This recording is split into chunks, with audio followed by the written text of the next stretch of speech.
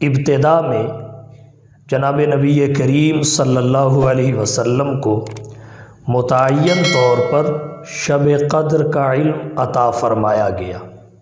بعد میں شب قدر کی تعیین کا علم اٹھا لیا گیا، البتہ شب قدر کو باقی رکھا گیا۔ سوال یہ ہے، شب قدر کی تعیین کا علم کس وجہ سے اٹھایا گیا؟ بخاری و مشکات کی احادیث میں سبب کا ذکر موجود ہے۔ خلاصہ یہ ہے، جناب نبی کریم صلی اللہ علیہ وسلم گھر سے مسجد نبوی تشریف لا رہے تھے تاکہ صحابہ کرام کو متعین طور پر شب قدر کی خبر اور اطلاع دی۔ آپ صلی اللہ علیہ وسلم نے راستے میں دو مسلمانوں کو آپس میں لڑتے اور جھگڑتے دیکھا۔ بعض علماء کرام کے نزدیک ان کے اسماء گرامی عبداللہ بن ابی حضرت اور حضرت کعب بن مالک رضی اللہ تعالی عنہما ہیں۔ آپ صلی اللہ علیہ وسلم نے ان کا جھگڑا ختم کرانے کی کوشش کی۔ اس دوران آپ کے ذہن سے تعیین کا علم اٹھا لیا گیا اور محو کر دیا گیا۔ جناب نبی کریم صلی اللہ علیہ وسلم نے تشریف لا کر صحابہ کرام کو سارا ماجرا سنایا کہ میں تمہیں متعین طور پر شب قدر کی خبر دینے نکلا تھا، راستے میں فلاں جھگڑ رہے تھے، فتلاح فلان و فلان فرفعت، ان کے جھگڑے کی وجہ سے شب قدر کی تعیین کا علم اٹھا لیا گیا۔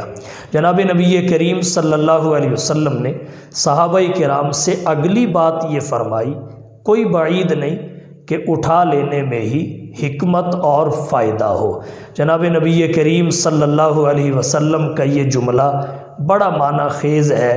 بعد میں اس پر جب غور کیا گیا تو محدثین اور حدیث کے شارحین فرماتے ہیں تعیین کا علم اٹھا لینا ہی حکمت پر مبنی ہے، اور اس کی بہت ساری حکمتیں ہیں، چند ایک کا ذکر کرنا چاہوں گا۔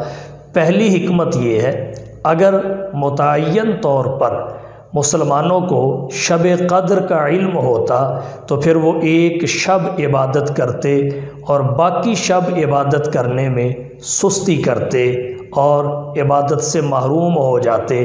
اب متعین طور پر علم نہ ہونے کی وجہ سے اہل اسلام 5 راتیں عبادت کرتے ہیں، جبکہ متعین طور پر علم ہونے کی صورت میں صرف ایک شب عبادت کرتے، اور اس میں یقیناً ان کے اجر و ثواب کی کمی تھی۔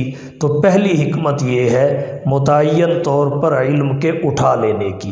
دوسری حکمت یہ ہے کہ اگر متعین طور پر شب قدر کا علم ہوتا تو ایک رات عبادت میں گزرتی اور باقی راتیں نہ صرف یہ کہ عبادت چھوٹ جاتی، بلکہ عین ممکن ہے کہ باقی راتوں میں ہم نافرمانی کر کے، معصیت کا ارتکاب کر کے ایک رات کی جو برکات حاصل کی تھی شب قدر کی، ان سے دوبارہ محروم ہو جاتے اور ضائع کر بیٹھتے۔ اور یہ بھی ممکن تھا کہ ہم شب قدر میں ہی، مسلمان شب قدر میں ہی کسی گناہ کا ارتکاب کر بیٹھتے۔ متعین طور پر اگر علم ہو کہ فلاں رات شب قدر ہے، پھر اس میں گناہ کا ارتکاب کر لیا جائے تو یہ اور زیادہ خطرناک تھا۔ اس وجہ سے حکمت کے عین مطابق ہے کہ شب قدر کی تعیین کا علم اٹھا لیا گیا۔ یہاں ایک بات اور عرض کرتا چلو، تعیین کا علم اٹھانے کی صورت میں جو ہم 5 راتیں آخری عشرہ کی 5 طاق راتیں جستجو میں گزارتے ہیں، شب قدر کی تلاش اور طلب میں گزارتے ہیں، ان میں سے یقیناً ایک شب قدر ہوتی ہے، اس کی برکات الگ ملتی ہیں، 4 راتوں کا عبادت کا اجر و ثواب الگ ملتا ہے۔ اب سوال یہ ہے، بعض حضرات کا کہنا یہ ہے کہ شب قدر ہی امت سے اٹھا لی گئی، اور فرفعت کا لفظ وہ شب قدر پر فٹ کرتے ہیں، جبکہ محدث العصر والزمان علامہ انور شاہ کاشمیری رحمۃ اللہ علیہ یہ فرماتے ہیں کہ شب قدر نہیں اٹھائی گئی بلکہ اس کی تعیین کا علم اٹھایا گیا، اور اس پر قرینہ یہ ہے کہ آپ صلی اللہ علیہ وسلم نے اپنی امت کو یہ حکم دیا کہ اب شب قدر کو رمضان کے آخری عشرہ کی طاق راتوں میں تلاش کرو۔ اگر شب قدر ہی اٹھا لی جاتی تو طاق راتوں میں تلاش کرنے کا حکم چہ معنی دارد اس کا فائدہ فوت ہو جاتا ہے، لہٰذا یہاں سے معلوم ہوا کہ شب قدر کی فقط تعیین کا علم اٹھایا گیا، شب قدر قیامت تک باقی رہے گی اور اسے رمضان کے آخری عشرہ کی طاق راتوں میں تلاش کرنے کا حکم دیا گیا۔ اگر کوئی شخص رمضان کے آخری عشرہ کی طاق راتوں میں شب قدر تلاش کرنے کے لیے عبادت کرے تو اسے اللہ سے کیا مانگنا چاہیے؟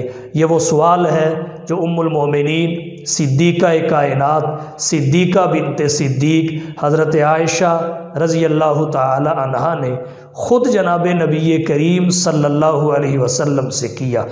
آپ نے فرمایا اللہ سے یہ دعا کرو، اللہم انک عفو تحب العفو فاعف عنی، اے مولا انک عفو، تو معاف کرنے والا ہے، تحب العفو، معاف کرنے کو پسند بھی کرتا ہے، فاعف عنی، مجھے بھی معاف کر دے۔